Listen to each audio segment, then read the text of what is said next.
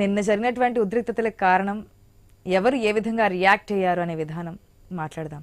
First Srinivas గారు మీతోనే start చేద్దాం అనుకుంటున్నాను.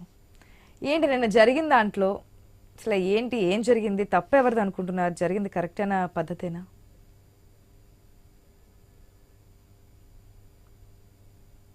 మ్యూట్లో ఉంది సార్ ప్లీజ్.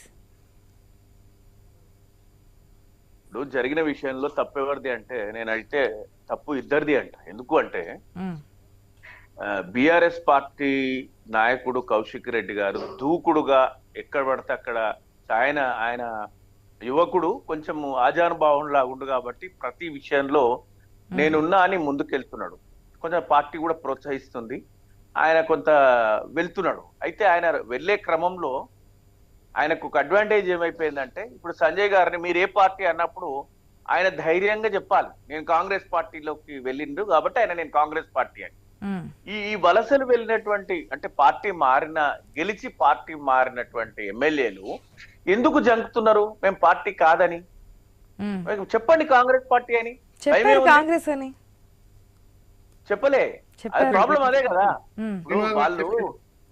వాళ్ళు ఏ రోజు నుంచి ఇప్పుడు వాళ్ళని ప్రశ్నించేది బిఆర్ఎస్ పార్టీ వాళ్ళు ఏంటంటే, బిఆర్ఎస్ పార్టీ కొంచెము అడ్వాన్స్ గా అనుగుణంగా ప్రవర్తిస్తుందండి.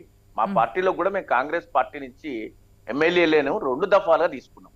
అప్పుడు మా పార్టీలోకి వచ్చిన తర్వాత ఎమ్మెల్యేలు సీటింగ్ అప్పుడు కూడా శాసనసభలో కూర్చున్నా కూడా మా పక్షాన్నే కూర్చున్నారు. ఈ రోజు కాంగ్రెస్ పార్టీలోకి వెళ్ళినటువంటి బిఆర్ఎస్ ఎమ్మెల్యేలు వాళ్ళు ఎక్కడికి వెళ్ళినా కూడా సంశయంలో ఉన్నారు. ఎందుకు సంశయం? ధైర్యంగా చెప్పండి, మేము బిఆర్ఎస్ గెలిచినాం, కాంగ్రెస్ లోకి వెళ్ళినాం, మాది ఇప్పుడు కాంగ్రెస్ పార్టీ. అదే ప్రశ్నించినటువంటి కౌశిక్ రెడ్డికి సంజయ్ కుమార్, కౌశిక్ నువ్వేంది, నేను కాంగ్రెస్ పార్టీనే, నన్ను నేను బెదిరిస్తున్నావు అని అనలే. అందుకోసమే రాద్ధాంతమైంది. అక్కడ కొత్త ప్రయత్నం చేసిండ్రు, ఆపే వాళ్ళు ప్రయత్నం చేసిండ్రు. ఏమైనా ఇది జరగకుండా ఉంటే మంచిది అనేటువంటిది నా అభిప్రాయం. మనం కూడా చేసినాం, వాళ్ళు కూడా చేసిండ్రు. మళ్ళీ అక్కడ సమావేశంలో మనం కొంత మార్గదర్శకంగా ఉండాల్సినటువంటి వ్యక్తులము మాట పెంచుకొని ఎమ్మెల్యేల స్థాయిలో ఆ విధంగా కౌశిక్ రెడ్డి గారు మాట్లాడినా, లేకపోతే ఆయన సంజయ్ గారు మాట్లాడినట్టు కనిపిస్తాను కూడా లేదు. కౌశిక్ రెడ్డే మాట్లాడినట్టు. ఎందుకంటే కౌశిక్ రెడ్డికి అజంగా ఉన్నాడు, బలంగా ఉన్నాడు, నోరు కూడా పెద్దగా ఉంది. ఆయన మాటలే బయటికి వినిపిస్తున్నాయి, ఆయన్నే కలబడుతున్నట్టు కనిపిస్తుంది. ఇది వాస్తవం కదా. ఇది ఏం సందేశాన్ని ఇవ్వాలనుకుంటుంది? ఆ కార్యక్రమంలో ఒక జిల్లా స్థాయి సమావేశంలో జరుగుతున్న సందర్భంగా అది అక్కడ రసాబసా చేసి మనము రాజకీయ నాయకులుగా ఏం చెప్పాలనుకుంటున్నాం? నాకైతే నేను తప్పులు అంటే నేను చిన్న స్థాయి వాళ్ళ ఎమ్మెల్యేలు, నేను ఓన్లీ పార్టీ కోసం క్రియాశీలకంగా పనిచేస్తున్న వ్యక్తిగా పార్టీని ప్రశ్నించేటువంటి శక్తి గాని నాకు లేదు. కాబట్టి జరిగినటువంటి సంఘటన పట్ల వ్యక్తిగతంగా నేనైతే ఇబ్బంది పడుతున్నా.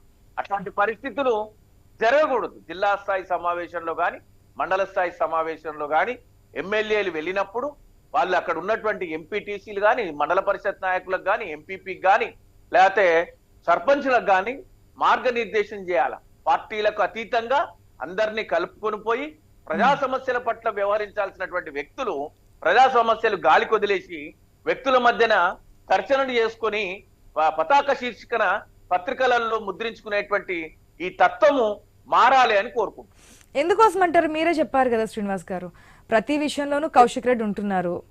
ఎవరినైనా సరే ఏదైనా ఇష్యూ జరుగుతూ ఉన్నప్పుడు ఎవరినైనా హౌస్ అరెస్ట్ చేస్తున్నారు లేదా కానీ కౌశిక్ రెడ్డి మాత్రం ముందస్తుగా హౌస్ అరెస్ట్ చేస్తున్నారు.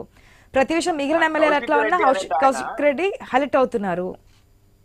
అదే కౌశిక్ రెడ్డి గారికి 2 అడ్వాంటేజెస్ ఉన్నాయి. ఒకటి సామాజిక వర్గము, ఆయన అక్కడి నుంచి వచ్చిండ్రు. గతంలో కాంగ్రెస్ పార్టీలో ఉన్నప్పుడు కూడా బాగా తిట్టిండ్రు, కాంగ్రెస్ పార్టీలో ఉన్నప్పుడు బీఆర్ఎస్ ను కూడా తిట్టిండ్రు. ఆయన ఇప్పుడు బీఆర్ఎస్ లో ఉన్నారు, కాంగ్రెస్ ని తిడుతుండ్రు. అంతే, అంతకు మించి పొలిటికల్ పార్టీస్ లో ఏముందండి? పార్టీలు మారితే ఉన్న పార్టీలు వెళ్ళిపోతే ఏ పార్టీలు ఉంటే ఆ పార్టీ లైన్ మాట్లాడాలి. అందులో ఆయన కొంచెం ముందున్నాడు. అంతకు మించి అది కొంత ఉండడం మంచిదే, మా పార్టీకి బలమే. గాని ఇట్లా